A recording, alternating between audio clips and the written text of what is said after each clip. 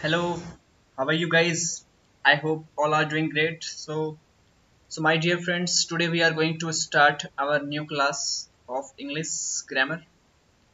So today we are going to start the first lecture of English, and that is tense. And in the tense, we are going to start simple present tense. So I hope so you will enjoy this lecture and you will learn something new, and you will also try to make some sentences over there. So now we are going to start. So let's start, guys. So first of all, we have to understand simple present tense. तो दोस्तों यार देखो, ऐसा simple present tense में क्या है कि सबसे पहले ना इसकी पहचान है। इसको हम प्रेजेंट इंडेफिनिट भी बोलते हैं। इसको हम लोग प्रेजेंट इंडेफिनिट टेंस भी बोलते हैं। तो इंडेफिनिट का मतलब जो चीज निश्चित नहीं है, यानी कि जो डेफिनेट नहीं है एक तरह से। तो यहाँ पे देखो क्या लिखा गया है, इस टेंस में मुख्य क्रिया के साथ ता है, ता ते ती का प्रयोग होता है। ये हिंदी में पहचानने का तरीका है। इसको आप बोल सकते हो आइडेंटिफिकेशन। मतलब अगर आइडेंटिफिकेशन करना है, हिंदी में पहचानना है कि कैसे हम पता करेंगे सिंपल प्रेजेंट क्या है, तो आपको यह देखना है लास्ट में अगर ता है, ता ती ते आ रहा है, तो इसका मतलब वो सिंपल प्रेजेंट है। जैसे राम घूमता है, सीता नाचती है, लोग घूमते हैं, वो नहीं जाता, ये सारे। तो इस तरह से हम पहचान सकते हैं कि ये सिंपल प्रेजेंट टेंस का है। ठीक हो गया। अब देखो, इसको बनाने का जो इसका फॉर्मूला होगा, इसका जो फॉर्मूला है वो क्या है, पहले हम फॉर्मूला देख लेते हैं। तो जो दोस्तों इसका फॉर्मूला होगा वो कुछ इस तरह से होगा। तो जो इसका फॉर्मूला है वो क्या है, देखो प्रेजेंट की बात कर रहे हैं, तो प्रेजेंट के लिए जो पॉजिटिव है, अगर आपका जो वाक्य है वो पॉजिटिव है, सेंटेंस पॉजिटिव है, so that time you will make, how you will make, so इसका जो फॉर्मूला है वो है सब्जेक्ट प्लस V1 और प्लस ऑब्जेक्ट। ये इसका फॉर्मूला है जो हमें यूज करना है। इसके अकॉर्डिंग हम सेंटेंस को बनाते हैं। अब देखो, जैसे मैंने यहाँ पे लिखा राम घूमता, इसी को लेते हैं, राम घूमता है। राम घूमता है, इसमें ना देखो, ये राम जो है ये सब्जेक्ट हो गया, इसको एस बोलते हैं, यानी कि सब्जेक्ट। और जो काम क्या हो रहा है यहाँ पे, घूमने का, तो ये घूमने का काम हो रहा है, तो ये वर्ब हो गया। ऑब्जेक्ट तो इसमें कुछ है नहीं, तो इसका क्या बनेगा, राम वॉक्स। तो इसके हिसाब से अगर हम बनाएं तो हम बोल सकते हैं राम, अब वॉक की फर्स्ट फॉर्म लगेगी, तो घूमने का मतलब वॉक, तो आप बोलोगे राम वॉक्स, तो ये इसका बन जाएगा। अब देखो, एक चीज आप लोगों को और ध्यान रखनी है। देखो, अगर सब्जेक्ट को ध्यान से देखना है, अगर सब्जेक्ट सिंगुलर होगा,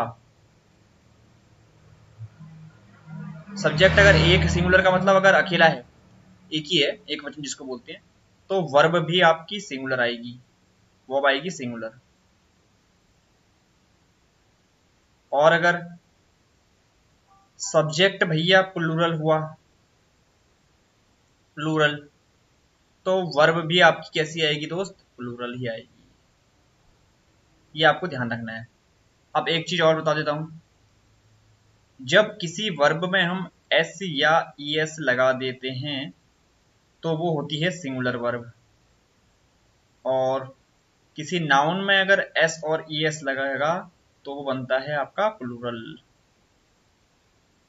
एस ही लगता है, वैसे तो एस लगा होगा तो वो आप प्लूरल बनाओगे। तो ये चीज हम पहचानने का तरीका है। अब कुछ क्वेश्चन देखते हैं इससे रिलेटेड, कुछ वाक्य बनाते हैं, थोड़ा और समझते हैं चीजों को। अब देखो, यहाँ पे क्या दिख रहे हैं, यहाँ पे कुछ सेंटेंस दे हैं। यहाँ पे बोला है राम घूमने जाता है, तो इसको कैसे बनाया, देखो Ram goes for a walk. तो देखो, राम तो हमने, राम के साथ गोज क्यों आया, राम सिंगुलर था, राम सिंगुलर था। और वर्ब सिंगुलर कौन सी होती है, वर्ब में जब एस और एस लगता है तो यानी कि गोज ही आने की।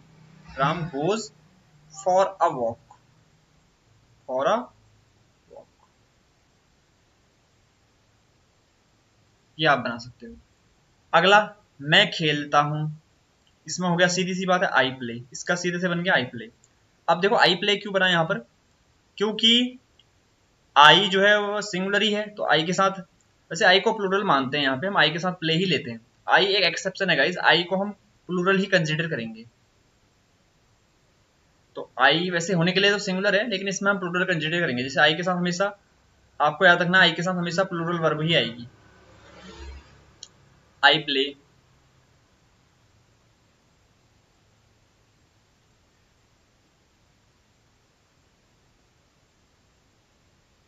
अगला, अमन मेरे साथ रहता है, अमन लिव्स विद मी, ये हो गया इसका।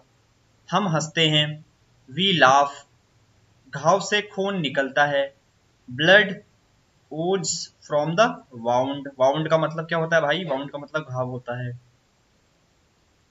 जो जख्म लग जाते हैं ना, घाव, उसको वाउंड बोलते हैं। तो इस तरह से हम हंसते हैं, सॉरी, वी लाफ। ऐसे जैसे मैं उससे प्यार करता हूं, तो हो जाएगा, जैसे मैंने लिखा है यहाँ पे, मैं उससे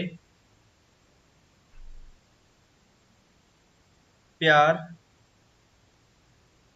करता हूं, तो इसका क्या बनेगा? आई लव, कोई भी हो सकता है, आई लव हर या आई लव हिम, कुछ भी आप इसे बोल सकते हैं। अगर वह उससे प्यार करता है तो loves with he loves with her, तो ये सही बन जाएगा। तो बेसिकली ध्यान ये रखना है कि अगर सब्जेक्ट सिंगुलर है तो वर्ब भी आपको सिंगुलर लगानी है, और सब्जेक्ट अगर प्लूरल होगा तो वर्ब भी प्लूरल लगेगी। तो इसके हिसाब से हमें सेंटेंस बनाने होते हैं इसमें। बाकी इसमें कुछ नहीं, आप बहुत से सेंटेंस बना सकते हो। बस याद रखना, देखो आई के साथ क्या लगेगा, मैं आपको यहाँ पे बता देता हूँ। आई के साथ आपको लेना है, आई के साथ वैसे तो एम लगेगा, वॉज लगता है, आई वॉज, और आई के साथ एम, वॉज, हैव, ये सब लगते हैं, है ना। ये सब चीजें आपको लगानी होती हैं। और आई के साथ जैसे आई प्लेज नहीं होता, ये गलत हो जाएगा। तो आई के साथ हमेशा प्ले आएगा, ये सही है। आई सिंग नहीं होगा, आई सिंग्स नहीं होगा, आई सिंग होगा, आई सिंग अ सॉन्ग। तो यानी कि आई होने के लिए हम एक ही हैं, लेकिन हम वर्ब तब भी क्या ले रहे हैं इसमें? प्लूरल ले रहे हैं। यानी कि आपको ध्यान रखना है, ये एक तरह का एक्सेप्शन है इसमें, कि आई हमेशा अपने साथ प्लूरल ही ले रहा है। ठीक हो गया। तो अब ये हमने देखा, अब इससे रिलेटेड कुछ और चीजें हम देख लेते हैं, थोड़े सेंटेंस। इसके बाद फिर इसका एक बार जो बचता है वो बचता है नेगेटिव वाला। नेगेटिव वाले को हम नेक्स्ट क्लास में देखेंगे। So thanks for watching guys, I hope कि आपने ये चीजें सीखी होंगी।